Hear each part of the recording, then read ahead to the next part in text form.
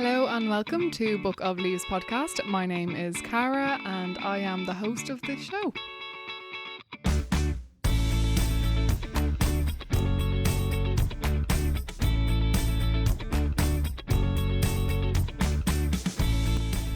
Thank you so much for tuning in to episode 29 of Book of Leaves. In this episode, we're going to look at food security and food sovereignty, specifically in Ireland, but also taking a look at how it works in Europe and the rest of the world with Aisling Wheeler.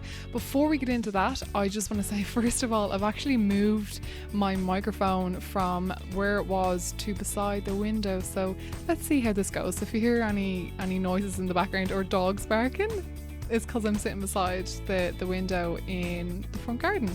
So this episode, as I said, it will be about food security, and we go into a lot of detail, so I'll keep this introduction as short as I can. But first of all, I want to thank everyone for their birthday wishes. It was my birthday on the 11th of June. Why did I have to think about that? And I turned 27, and thank you so much to everyone who sent well wishes. I really, really appreciate it. But on another note, today is Climate Case Ireland's first day in the Supreme Court. If you were listening to this on the day that it comes out, which is the 22nd of June 2020, we're in the Supreme Court today. So I hope I'm sending them all the good vibes that there is, all the good juju is going their way, and fingers crossed we get a compassionate judge who sees the climate mitigation plan for the not very useful document that it is, that compromises our human rights. So if you're wondering, Cara, what the heck are you talking about? Go check out last week's episode with Edwin from Climate Case Ireland, and there'll be an update as well added to the end of that episode whenever we know for sure what's after happening in the Supreme Court. So go check that out. This is monumental. This is huge.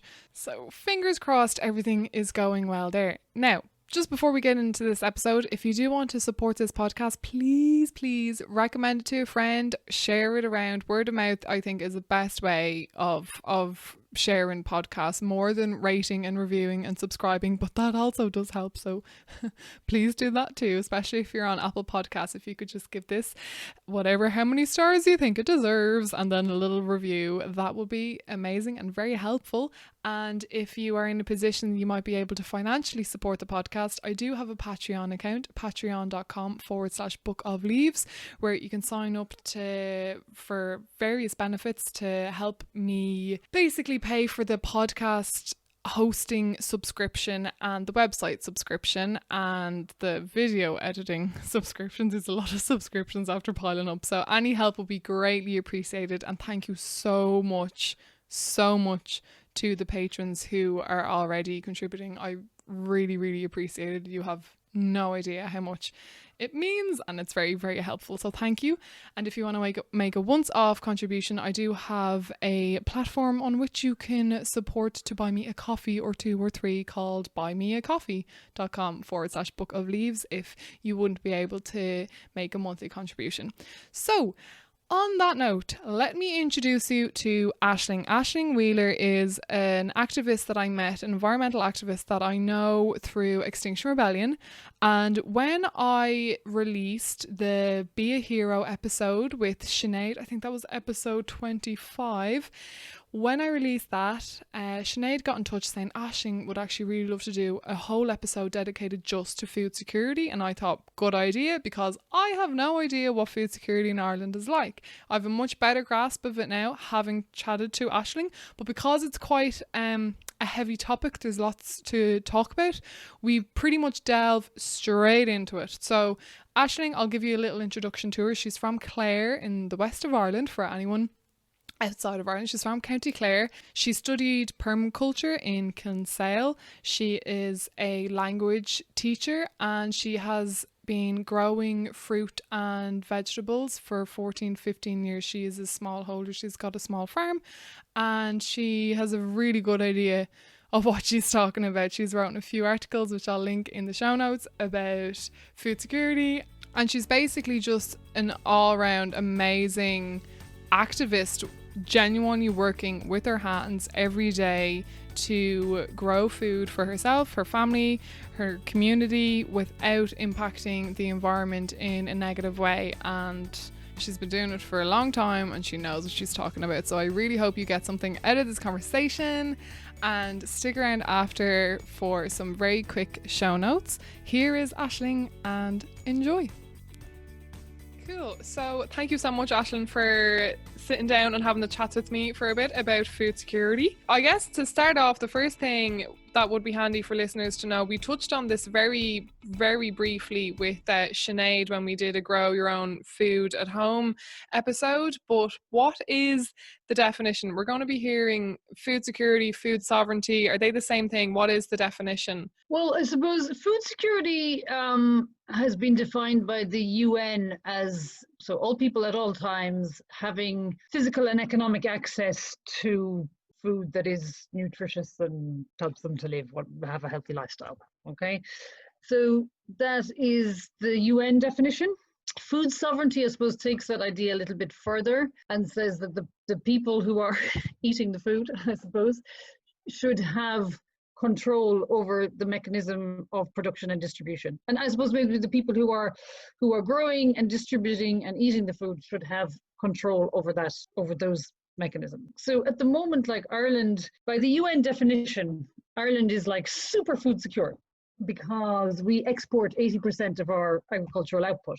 Ireland, I think, is ranked in the top 5 of food secure countries. But if you take like what you actually need in terms of nourishment in a day or a year, or what's on the average plate, or what should be on the average plate compared to what's being produced in our agricultural system, we only basically produce meat and milk, and then we export all that, and I suppose in theory we use the money to buy all the other things.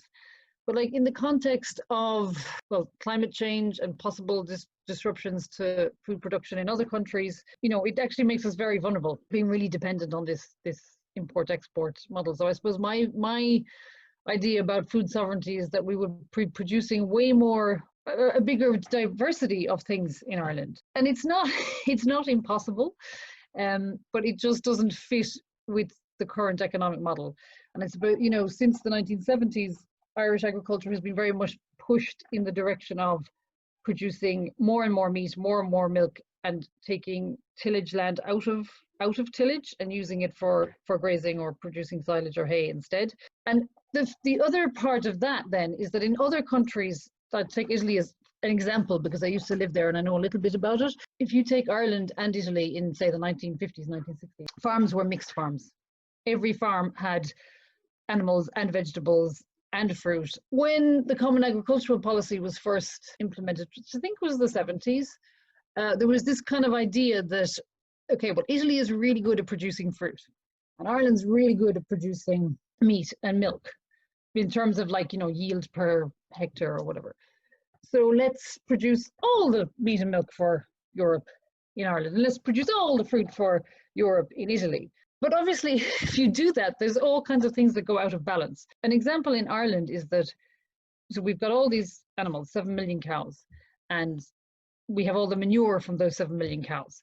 And it has become a massive environmental problem, and it pollutes our waterways every year. And there's always this controversy of the farmers have too much slurry and how do they get rid of it? And they want to be able to put it on the land, and then they can't because it's polluting the water. And there are no tillage farmers to give that manure to. Like, if you could compost that and sell it or give it to tillage farmers who were nearby, you would take out that problem of water pollution. And then in Italy, what has happened is exactly the opposite. It's not economical for people to have a few animals on their peach farm or their tomato farm anymore. So they actually have a shortage of manure. So they're buying more artificial fertilizer, which has its own environmental problems, both in production and then in the use and how it affects the soil. So by kind of thinking of Europe as one farm and shoving everything into, like the specialized areas here, there, and everywhere, and no diversity within one area, you're creating loads of problems, environmental problems, and kind of other organizational problems that didn't exist ever before in the past. The more that I grow food and the more that I'm involved in talking to farmers and working on these kinds of issues, the more I realize that mixed farming is like totally has to be the future. It doesn't make any sense to grow vegetables and not have animals because you need the manure. And it doesn't make any sense to have animals and not grow something, because you've got all this manure that is potentially a resource, but actually becomes a pollutant if you're not fertilizing the soil with it or composting it properly or whatever. So Yeah. that's where we're at the moment. Yeah, because people do say we are very well off when it comes to food because we export so much, but we're importing the things that we need to have a healthy balanced diet. There are some local farmers and organic producers in Ireland, but I mean, I imagine that's only a tiny amount. Like, it's not enough to feed It's a the tiny population. percentage. I think the percentage of land under organic cultivation in Ireland is like less than 5%. And in some countries, like, I think in Austria, it's over 30%, and Italy would be quite similar. They'd be the higher end of the percentage of farmland in organic production. So we know we're pretty low. And if the farmers are producing so much and exporting so much, I mean, we're also hearing that they're not getting paid what they need to be paid. Like, they're living off subsidies a lot. So economically, like, how much is it really doing, And the pandemic that we're in now is kind of giving us a glimpse into what we can see, things being shut down in an emergency. So, a lot of flights are grounded, but thankfully the post is still going. We're still getting imports in, deliveries and like that are happening. But with climate change, there is a chance of God knows what happening, and there being a cut off, like imports physically not being able to make it to Ireland for whatever reason. And what would happen then? Like, how much are we actually relying on imports to feed Oh, us? massively, because, okay, so for a start, say, like, our agricultural output is meat and dairy products. I think it's about 80% of what we produce is exported. But in order to feed all those animals, especially during the winter, we actually import grain, like pellets, nuts, but it's made Hmm. of grain and pulses from other countries. So that's imported maize, soya, wheat, barley, coming from, well, all over the world, but it comes from Brazil, Russia, Turkey, Kazakhstan, France. All of those are countries that are actually way more vulnerable right now to climate impacts than we are. So, droughts in Spain or Turkey or France are becoming a lot more frequent and of longer duration. Those countries, obviously, if there's drought, they will see a decline in their production of grain and stuff, and so either prices will go up or they just won't have as much to export. In the current situation with the pandemic, what I'm aware of at least 3 countries who are big grain producers, who have put limitations on how much they're exporting. So that's Russia, Kazakhstan, and Vietnam. So they're all countries in the top 10 of grain exporters that have basically said, no, we can see we see there's a problem, we don't know where it's going, and we're going to keep our food supplies for our people. Okay. But then what happens, our agriculture is dependent on grain and pulses being grown elsewhere. So what happens then? Like, if prices go up, then the cost of the things we're producing is going to go up, and are people going to buy them? And another thing that I think about a lot is Spain is really, really vulnerable to drought. And I think we're going to see like serious decline in agricultural production in Spain over the next 5 to 10 years. And that's where we get a lot of our fresh fruit and vegetables from. Like, I've often thought about if food production is in difficulty, that causes social unrest. And are you going to have a situation where Spanish people are going to allow food be exported from their country when there are shortages? 100%. Yeah. So, like, that's one part of it. And then I suppose I've always been thinking about this and thinking about food security and growing my own food and encouraging people to do it because of climate change. But this situation with the pandemic, it's quite similar, because the problem is these long supply chains. And one issue that I think is going to be very relevant this summer in Spain in particular is like migrant workers. So most of the fresh fruit and vegetables that comes from, particularly from the south of Spain, is harvested by migrant workers from the north of Africa. Now, Spain has been hit very hard by this pandemic, and they're just easing out of lockdown now. But are they going to allow all these people to come in this summer to pick the stuff like they usually do? Are there going to be restrictions? What implications is that going to have for stuff getting out to the shop shelves in the UK or Ireland? I don't know, but I think those things are worth thinking about, and especially for the things that we don't need to have imported. Like, we don't need to import lettuce or broccoli or strawberries, because you can grow them here. Like, I have lettuce outdoors in my garden, like, that I can harvest right now in May. Okay, there may be part of the year where if you wanted to have fresh lettuce all the time, you might have to grow it in polytunnels. But it doesn't really make any sense to me that you would be importing things that you can produce here. Yeah. And how do you think like that changed very recently? That's only a recent generational thing. What do you think was the reason all of a sudden we stopped, your family stopped having their veg patch, and we're now producing meat and dairy, like all we're doing is animal farming nearly? What changed? Well, the Common Agricultural Policy changed. That I already talked about, this kind of specializing of agriculture in particular regions, like specializing in one product in a particular region, and moving away from mixed farming. There was very much a push in the 70s and 80s to get farmers out of mixed farming and more efficiency and whatever. But like, if efficiency, I think in that context, really means profit making. And it doesn't take the other factors into consideration, like food security and food sovereignty and environmental health, and biodiversity, and all of those other things that are equally important. But there's no financial importance put on them, not at the moment anyway. So I suppose that's one thing that changed. I mean, I think another thing that changed is that it was all the supermarkets and the advertising and all kinds of Convenience buying. Yeah, I suppose the convenience of being able to buy everything, like, you don't have to grow it. You don't even have to wash it now. You can buy all your vegetables pre-washed or even pre-sliced and all of that kind of thing, which is all great when it's all working.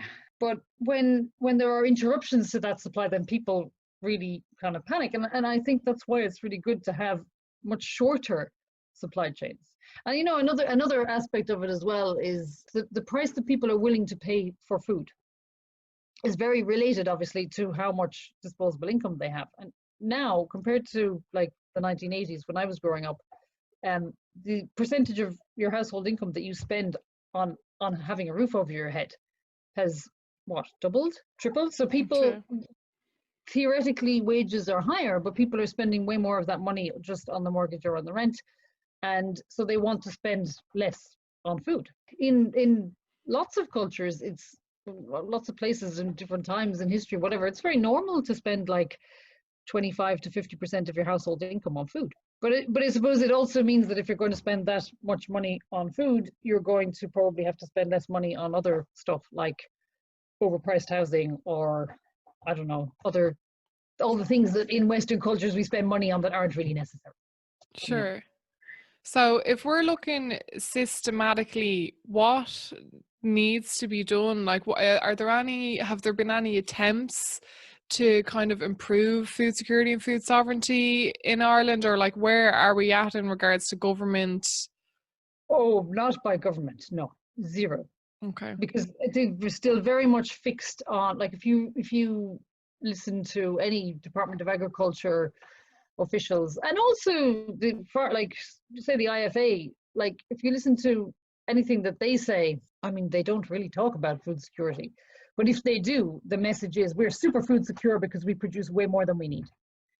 And there's no breakdown of like, but we actually produce no carbohydrates, or we don't produce anything that will provide the vitamins and minerals you need in your diet. So no, on a government level, there's absolutely no kind of initiatives that I'm aware of to try and get farmers to diversify.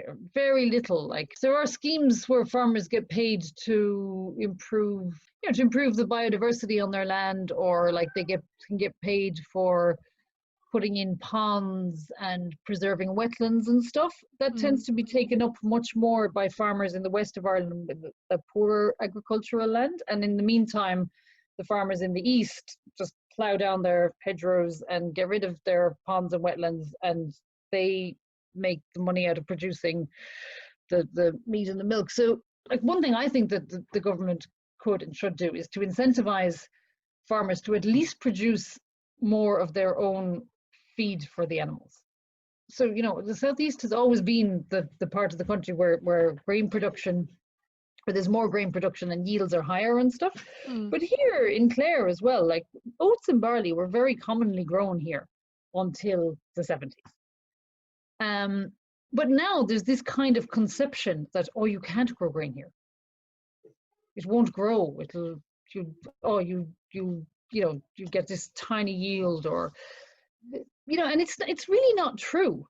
Like it's totally possible. I've done it myself with no machinery and no previous knowledge, and no, like small amounts, but like it's really possible to grow those things. But what's missing now is the infrastructure to process it. So people don't have any harvesting or threshing machinery anymore. People don't know how to grind their own flour from grain and stuff like that. And another thing that people used to grow a lot around here was, they call them mangels, but it's a type of a swede. It's like in the turnip swede family, a root vegetable that they grew for animals and fed them during the winter. So you'd store it in a shed, and all animals, pigs, cows, even sheep probably were given them during the winter. You know, so on your farm, you'd always have a dedicated part. You know, you would rotate, but you'd have a dedicated part where you'd grow your feed. And I know farmers do produce their own silage and their own hay, and some farmers are self-sufficient in feedstock, but a lot of them aren't, and they're being encouraged to increase numbers. And but they can only do that because they're able to import the stuff from elsewhere. And I think, you know, in the context of climate change, like we've really got to think about, how do you provide all of your nutritional needs? How do we keep the soil healthy?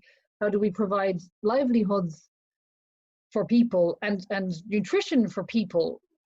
We have to be asking all those questions about our agricultural system, not just how can we make money. Yeah, definitely. And you touched on soil health there. So how are we like how important is soil health? I've heard, I remember seeing a quote once saying the human race can only exist due to like a few inches of topsoil or something like that. So can you tell us a bit about that and how it is looking in Ireland at the moment? Okay, well, so soil fertility is dropping in Ireland. There hasn't been a heap of research on it, but so Teagasc, which is, you know, the agricultural research body of the government, have been doing some research on this. So the way they measure it, well, so depth of topsoil would be one aspect of it. So that's how much. So the topsoil is the top layer that has more of the organic matter in it and more of the like things like worms and stuff in it that are breaking down the organic matter in the soil. And then the subsoil would have less microbial activity and less organic matter. So the depth of topsoil is one aspect of it. The number of microorganisms per gram of soil, I don't know. But so microbial activity is really important. The more different species of plant you have, the more different species of bacteria and microorganisms you have. And that's all vital for soil health. So when farmers are encouraged to get rid of the wild plants and sow the ryegrass instead, they don't do it every year, but they sow grass, and it's not a native type of grass. It's called Italian ryegrass. So when you do that, you kind of create a monoculture, and that's not good for the soil. And it also means that if the cattle are eating that their manure is going to have less of a variety of microorganisms, less of a variety of micronutrients in it. So when it goes back into the soil, in terms of soil health, soil fertility, it's not as good as kind of the wilder fields that have never been resown, that have more of a higher number of species. So that's one aspect of it. Drainage, I think, is another something that really damages soil health here. So there's this idea, especially here in the West, that there's too much rain in this country. The soil is too wet. We need to do everything we can to get the water out of the soil. And that's not always the best management plan either. And I think it also, like, it results in people trying to, they're trying to grow silage, or they're trying to graze animals on land that maybe isn't suitable, or on land that maybe needs less traffic on it, because the soil around here is quite heavy clay, has very small particles. So when it's wet and you stand on it, whether you're an animal or a person, and those particles like squish together and it gets compacted. And the higher the clay content, the more compaction you get. Sometimes people will go into a wet field with the tractor, drive over the wet soil, compacting it all, dig these trenches to get the water off the soil. And in the meantime, they do more harm to the actual natural drainage capacity of the soil than they've done good, And in terms of thinking of, say, like Ireland as well, as like we think of it as an island and as different geographical features having importance in regulating climate and stuff like that, draining things like bogs and draining wet fields and wetlands to plant trees on them for forestry, or to graze more cattle on, it impacts the ability of the soil to retain water. If you're draining all of the water out of a bog, it's got to go somewhere. And so, that's very related to all the flooding that there's, like, obviously there is more rainfall, but also land management practices mean that the soil is less able to absorb the water, and there's the water table is higher, and we need more of those places like wetlands and bogs to naturally, as natural drainage areas, instead of this idea that we have to dig drains in every field and get the water out, but there's not really any comprehensive plan of where that water is going to go. Yeah, it's just sorting yourself, getting it off your own field, and it's a worry for later. Like, if it creates a problem, we'll worry about it then, but for now it's a quick fix or something. Yeah. And obviously with water and drainage and water draining into streams and rivers and whatever, like, you have to think of it as the catchment area of the river. You have to look at it as a bioregion related to a particular river or a particular river basin, like the drainage area. You can't just look at it on a farm by farm basis, because, like, my farm is on the same hill as my neighbor's farm. Obviously the water that's coming off mine or coming off his, it's all going to the same place. We can't have separate water management plans on our farms. It doesn't make any sense. Now, there is a bit of government policy on that in recent years, and they do have river basin management plans for the major rivers, and it's divided up by region in a logical way according to the rivers, not according to just county boundaries and stuff. So that is useful, and it's a step in the right direction, but I think it needs to go further, Okay. and there needs to be more I think there needs to be more of a focus on soil health and soil biodiversity and biodiversity within fields. And how, for anyone listening who doesn't know, what's the difference between monoculture and permaculture? Monoculture is growing, like, basically one species in a given area, usually for food production. It could be for textile production as well, like cotton, for example. But so what we have in Ireland basically is a monoculture of grass that is used to feed a monoculture of cattle. And permaculture is, the name comes from permanent agriculture. So it is, and it's actually a design system of how to design agriculture and agricultural and food production systems so that they are more sustainable, but so that they mimic the natural ecosystem. So in Ireland, our natural, what they call climax vegetation, if you just took all the humans out of Ireland for 10 years, I don't know what you're going to do with them, and you just let the land rewild, it would, in 50 years, it would be forest again, most of it. Yeah. Okay, so that's natural climax vegetation.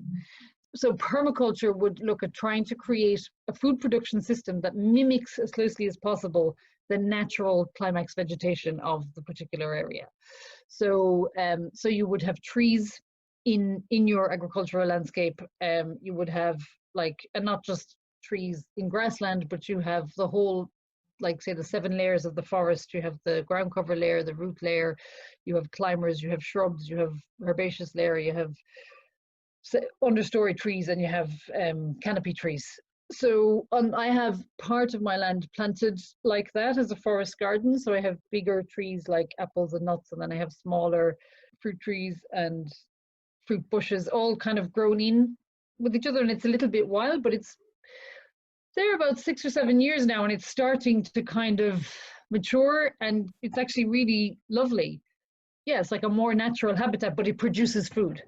We have the option, I suppose, of if we don't need the food in a given year, we can just leave it there for the birds and so on. Or if we want to, we can do things like net the fruit bushes and harvest the fruit if we feel that we need to. So yeah, so that's permaculture. But permaculture is a lot more than that. You know, it's really about designing systems so that they work the way an ecosystem works. Yeah. You know, so that there aren't any wastes. Like what I was talking about before, about having, if you have only cows and no vegetables, then you don't have anything to do with the manure, and it becomes a problem. So permaculture is all about, like, you know, if you have an output, it has to be an input to something else.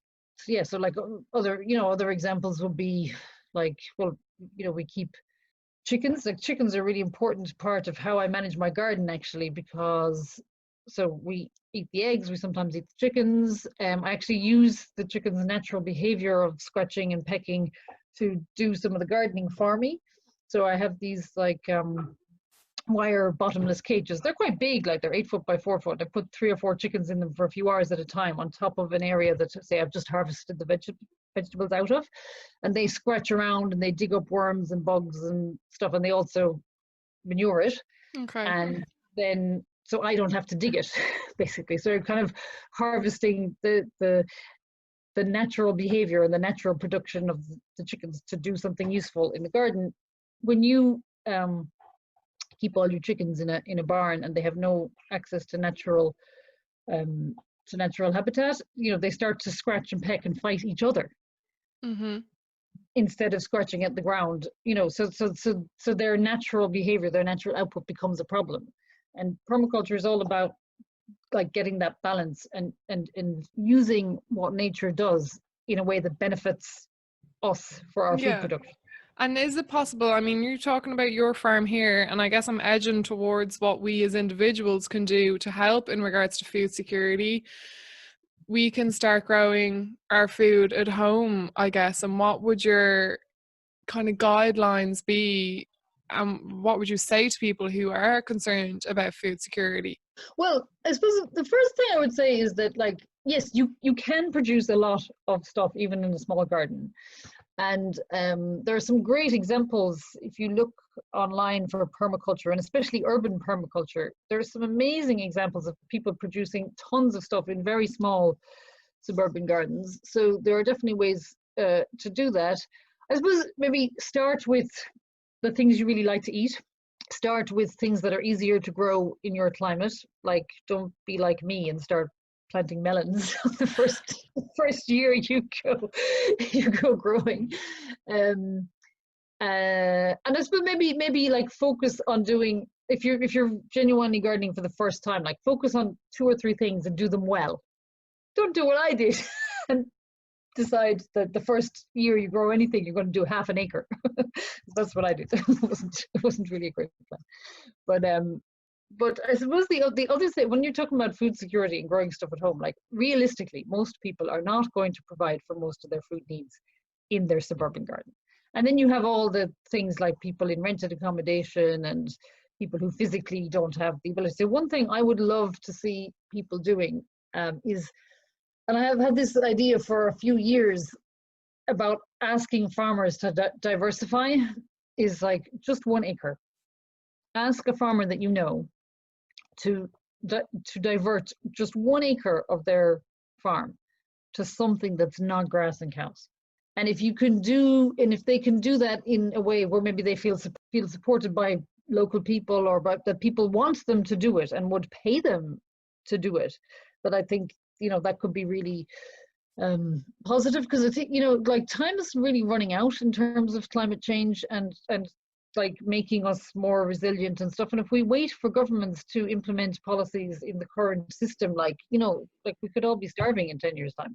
So community supported agriculture is a different economic model of farming, where instead of the farmer kind of having to be on their own financially or dependent on subsidies from the government, that the community, the people who are going to eat the food, pay for it in advance. So I look at my farm and I say, okay, well, so I'd probably realistically this year be able to feed 10 households.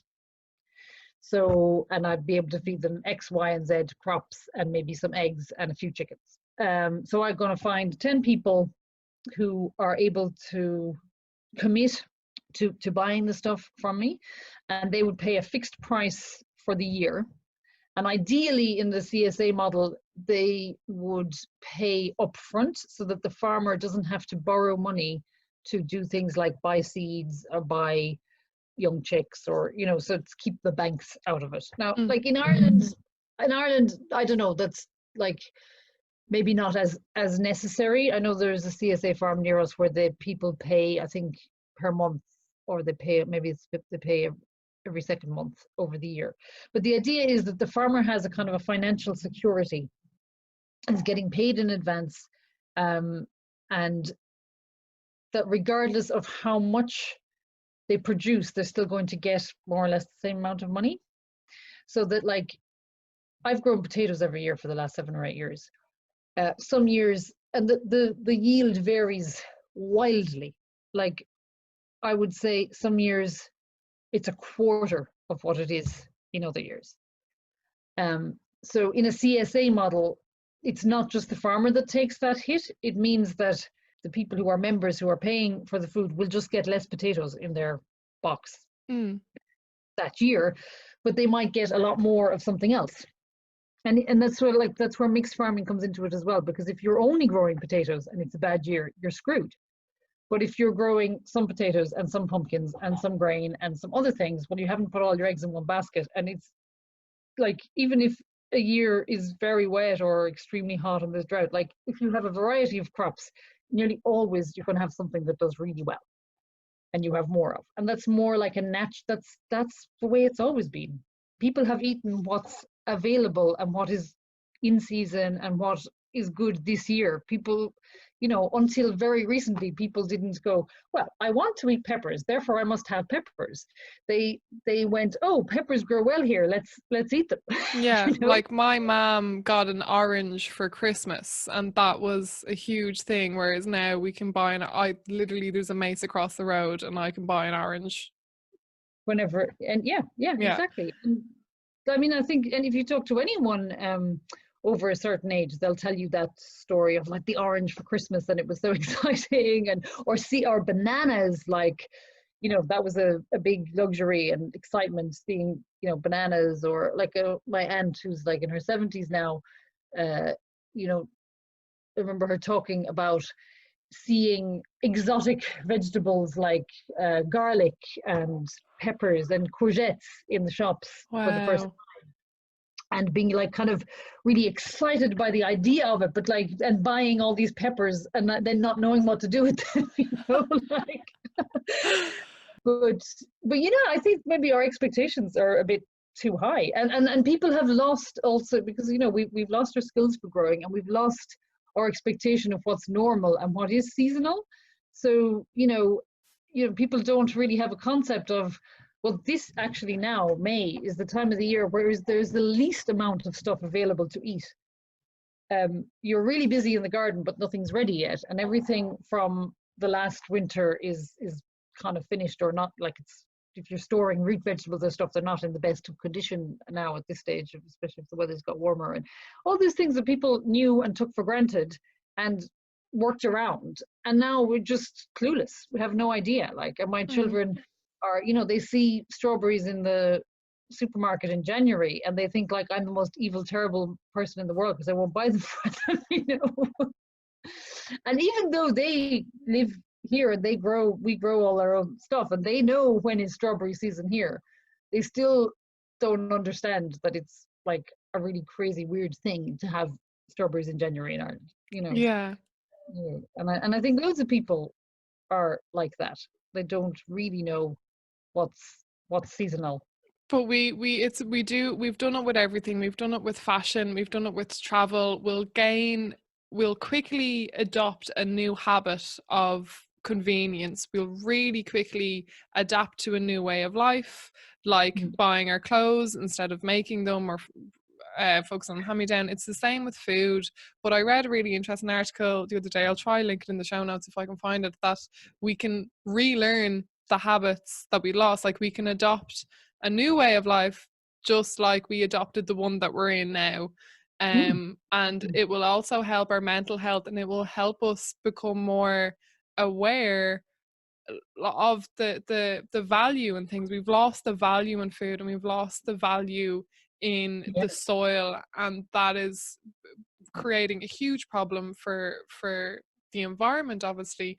And there's the only good and good things can come out of kind of reconnecting with that, and reconnecting with what our grandparents, how they lived as well. Mm. Obviously not everything was perfect back then, but No. there's things that we can learn No, but I from. really think that you can take the good things of life back then and you can take the good things of life now and get rid of all the unsustainable, unnecessary stuff like, I don't know, plastic toys and fast fashion and having to fly somewhere on holiday 3 times a year. You can get rid of all of that stuff and still have some really good things about our current lifestyle, like good medical care and good education and good like access to information, and not have all the nonsense, and also have good healthy fresh food, you know. I mean, and like you said, like there's nothing like going out in the garden and, you know, getting up at midnight and picking the slugs off your vegetables, or having the trauma of like your whole potato crop being killed by blight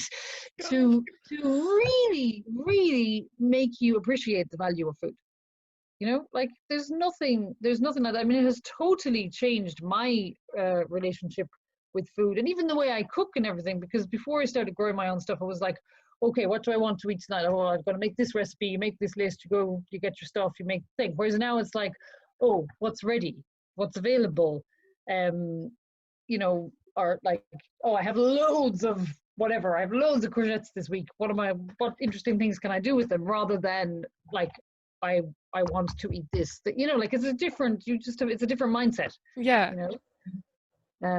But you know, but it is something I think that brings a lot of joy to people when they start doing it. Like I see with my kids how excited they are now. This week is the first peas already in the polytunnel, and they're so excited about it. It's better than a new movie or going to a birthday party. It is like, then every morning they're up and they're dashing out to the tunnel, and they're sitting there before they even had breakfast, like eating the sweet peas, and that's so lovely, like, you know, Yeah. and that's achievable for everybody. And I think it's when you know, these days we can feel very out of control, or like we're not in control of our lives.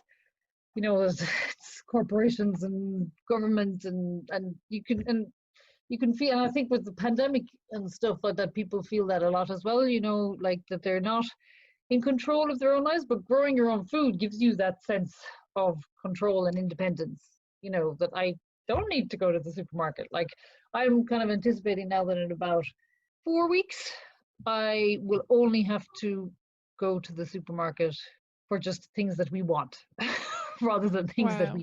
we you know. So like, well, dairy products, because we don't keep any dairy animals, but I can, if I want to, go and buy milk off my neighbor. So yeah, so in theory I don't need, after June, from June to December, I don't really need to go to the shop, and that's a really empowering feeling. That's amazing. That's so amazing. So it is possible for sure. Cool. Thank you so much. You have to dash off now. Do you? How are you going? Okie doke. So that was Ashling. We wrapped things up fairly quick. She had to run off. So thank you so much, Ashling, for your time and for those chats. And I really hope you guys listening or watching, if you're on YouTube, got something from that. And if you've any questions, please do not hesitate to get in touch. And if you like this episode and you're interested in learning more about food security or how to grow your own food, go check out episode 25 with Sinead from Be a Hero, which is a campaign encouraging people, whether you're renting and all you have is a windowsill, or community spaces, or you have an acre to spare, lucky you, if you want to grow your own food. It's just a lovely community where people from all various kind of stages in their growing experience just come together and help each other out with any questions or queries that you might have. So check out the Be a Hero community on Facebook and go give that episode a listen if you want to start growing. It's never too late. There's some things that you might not be able to grow now, you might not be able to sow now because they won't grow, but there's certain vegetables and fruits that will literally grow all year round, and herbs that will grow all year round. So it is literally never too late in the year to start sowing some food. It is possible. And of course, as always, share this with a friend, spread the message. The more we educate each other, the more power it gives us to make the right decisions for ourselves and the planet. I think that is everything. If you've any questions, any suggestions for the podcast, please get in touch. Don't forget to follow me on Instagram, Book of Leaves Podcast. I'm also on Twitter and Facebook. And if you can share this episode with a friend, rate, review, subscribe, that would be amazing. And we are coming up to July.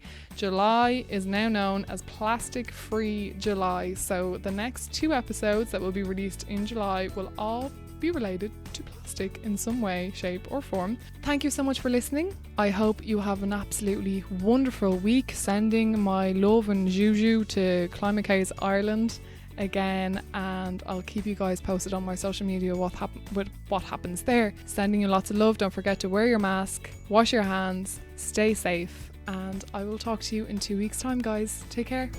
Bye.